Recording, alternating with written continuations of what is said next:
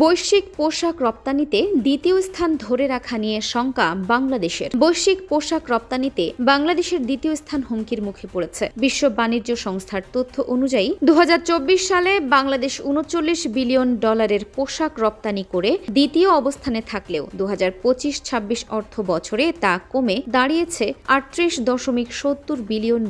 একই সময়ে ভিয়েতনামের পোশাক ও টেক্সটাইল রপ্তানি $44 বিলিয়ন ছাড়িয়ে গেছে। ইউরোপীয় ইউনিয়ন ও যুক্তরাষ্ট্র বাংলাদেশের প্রধান দুই বাজারেই চলতি বছরের প্রথম 4 মাসে পোশাক রপ্তানি কমেছে। বিপরীতে ভিয়েতনাম, ইন্দোনেশিয়া ও কম্বোডিয়া তুলনামূলক ভালো অবস্থানে রয়েছে।